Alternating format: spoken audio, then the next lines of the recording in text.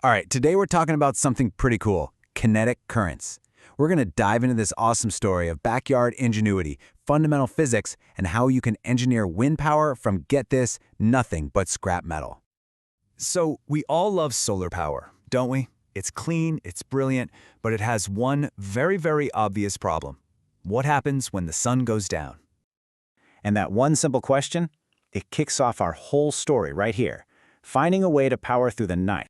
So the mission was clear. When those solar panels clock out for the night, how do you keep the lights on? The challenge was to find another power source, a reliable one that could take over in the dark. Now, this wasn't about just, buying a solution off the shelf. Nope. This was about building one. And that, my friends, brings us to the scrap metal challenge. Okay, so the game plan here was just beautifully simple, but also really ambitious. Step 1, figure out the best power source for the nighttime. The answer? Wind. Step 2, build a working wind turbine using only scrap materials you can find lying around. And step 3, just to make things interesting, test 2 totally different designs against each other. And that head-to-head test leads us right into this awesome little competition. It is time for the turbine tussle, where 2 very different ideas are about to go, well, blade to barrel. So to really see what was possible, they split the experiment into 2.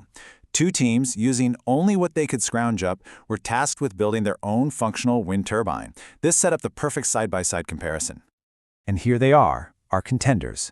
In this corner, we have Team Barrel, going with a vertical axis design. And in the other corner, Team Blades, with the more traditional horizontal axis turbine. 2 teams, 2 totally different philosophies. All right, let's break down Team Barrel's design. They literally took an old barrel, sliced it in half, and re-engineered it into a vertical axis turbine. It spins kind of like a carousel.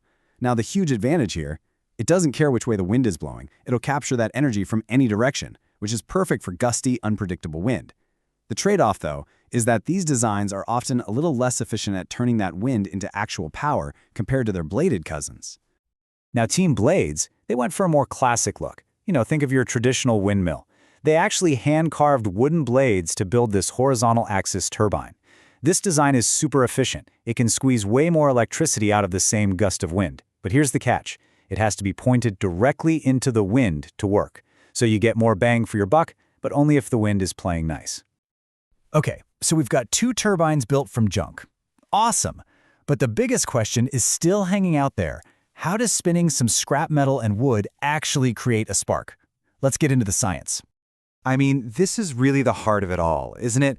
We can see the blades turning, we can see the barrels spinning, but where does the electricity actually come from?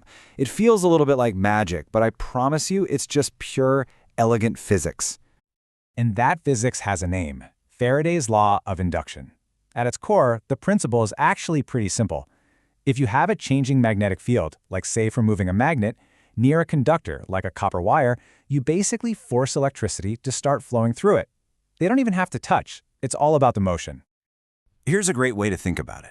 It's like a magic trick.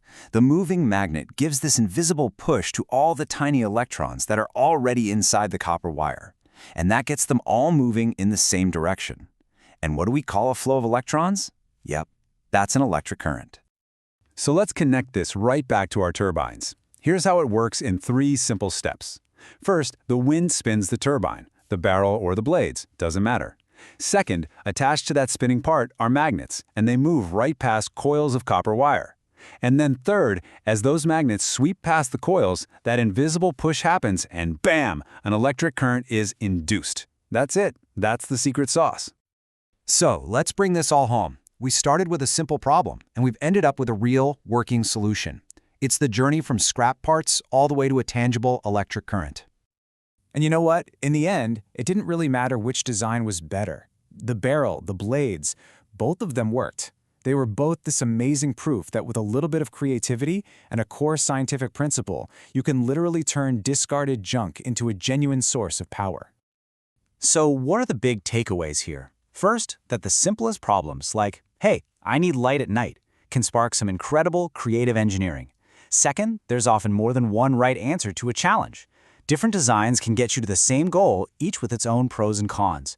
And finally, and maybe most importantly, this powerful principle, electromagnetic induction, isn't just in textbooks, it's a fundamental force all around us, just waiting to be harnessed. And that really just leaves us with one final thought, doesn't it? This experiment turned a beat-up old barrel into a power source. It really makes you wonder, what untapped potential, what kinetic currents are hiding in the scrap that you see every single day?